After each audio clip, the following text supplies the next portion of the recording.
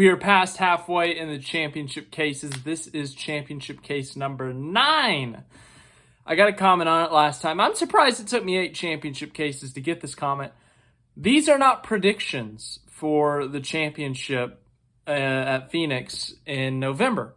I do this for all 16 playoff drivers where I make a case for why they will win the championship. So once again, not a prediction.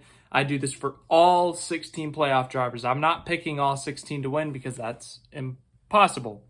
But yes, this is the championship case for Ryan Blaney, driver the number 12. He has 1 win this season, dominated the Coca-Cola 600, 1 crown jewel, his first crown jewel, I believe. So big win for him. He also snapped a long winless streak. So, he's had a decent season so far. He currently sits 9th in the regular season standings. I think he can get as high as 5th. So that's point number 1. Get yourself some playoff points. But to go through his year really quick, he has 4 top 5s, 11 top 10s, has led 344 laps, and has 3 stage wins. So with the win, with the stage points, he has 8 playoff points. But if he can improve in the regular season standings, if he can get up to 5th, I think that's 4 or 5 playoff points, maybe more, 6. So get as many playoff points as you can as the first goal, whether it's getting higher in the regular season standings, whether it's winning races in the playoffs. Do whatever you can because there's no such thing as too many playoff points. Let's go to this first round of the playoffs. Darlington, Kansas, Bristol. Darlington has never really been a strong track for Blaney, and he's not going to have a big points advantage, but you're going to assume that someone's going to have a bad day, someone's going to crash, engine problem, and I think Blaney will be stronger than a couple of the other playoff drivers, realistically. So I think a top 15 finish here, just do that, and then go to Kansas. Get a top 10 at Kansas. I think that's a realistic possibility for Blaney. Kansas has been a decent track for him. He's led some laps there before. I think he's won some stages there before. He's run up front there before. So I think a top 10 is very realistic. If he can do that in the top 15 at Darlington, then we go to Bristol. Bristol's been a very strong track for Ryan Blaney. He's led tons of laps there, but for some reason just can't get it done. I mean, he's literally led like 150 straight laps and been wiped out by a lapped car who cut a tire. He's just had really bad luck there, but he's still had good results despite the bad luck. Bristol is a better track for him. I expect him to be potentially contending for the win there, top 5 at that track. So honestly, I think he can get out of this first round. Avoid any trouble, avoid any chaos. Just run manageable in that first race at Darlington because, once again, not really his strongest track. Top 10 is a strong possibility at Kansas. And then for Bristol, I expect him to run really well there. So I think if he can do that, he can get out of that first round. As for the second round, Texas, Talladega, and the Roval. I really like this round for Ryan Blaney. I think the majority of the guys we've talked about up to this point, I've said I didn't like this round for him, but this one, this is Ryan Blaney's round right here. Texas, he won the All-Star race last year in the next-gen car, and also just Texas' next-gen car, Gen 6 car, has been fantastic for him. Like Bristol, he's led tons of laps there, won a lot of stages, but just can't get it done in a points race. But that All-Star race when he dominated that one. He dominated this race, I think, in 2017 with the Wood brothers. He dominated this race in 2020 before a poorly timed caution. He ended up finishing 7th or something. For some reason, the new paved Texas just suits Ryan Blaney so well. And if we get a normal race at this track and they can show that speed again, Ryan Blaney might be one of the favorites to win this race. I expect him.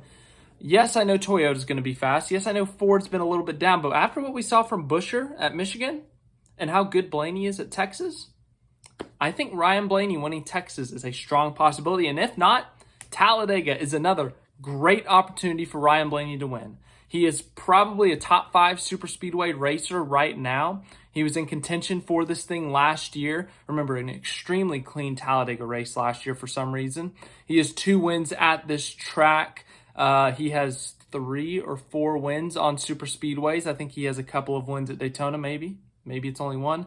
But he's also lost a couple photo finishes at Daytona. So Ryan Blaney is a fantastic super speedway racer. So these first 2 races, I expect him to be contending for the win, getting a lot of stage points to the point that he might not have to worry about the Roval. He was the first ever winner at the Bank of a Roval 400 at Charlotte. Of course, that chaotic finish with Martin Truex Jr. and Jimmy Johnson.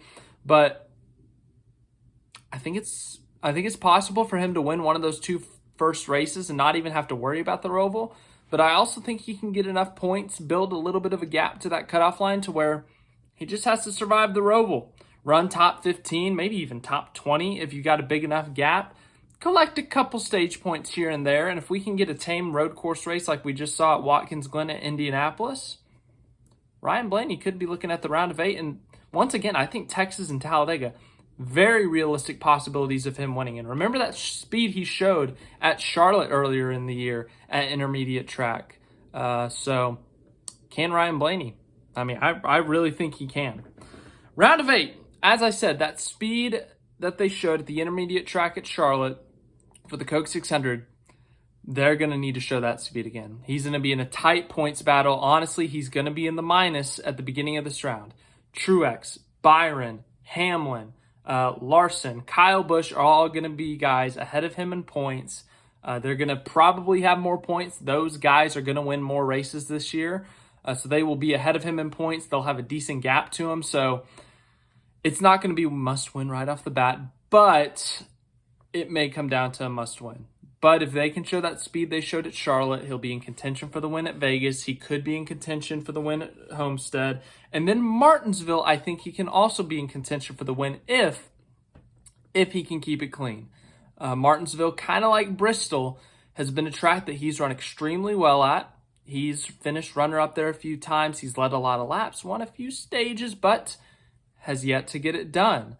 So I think Martinsville, realistically, is his best shot at winning. But if they can show that speed they showed at Charlotte, I think Vegas is a more realistic possibility. I think that's more comparable to Charlotte. So Vegas and Martinsville, I honestly think it will come down to a must-win. He's not going to be in a preferred points position. Hamlin, Truex, Byron, those are going to be guys who run better than him most likely for the entire round. So I think a win is most likely going to be needed unless it's a chaotic round. And I think Martinsville I would rank as the highest possibility, then Vegas. As for Homestead, Homestead's never really been one of his best tracks, honestly. But let's say he does win Martinsville. I'm going to say Martinsville he wins for this championship scenario case. And we go to Phoenix. Phoenix is a very good track for Ryan Blaney. He finished runner-up in the spring, finished runner-up in this race, the fall race, the championship race last year.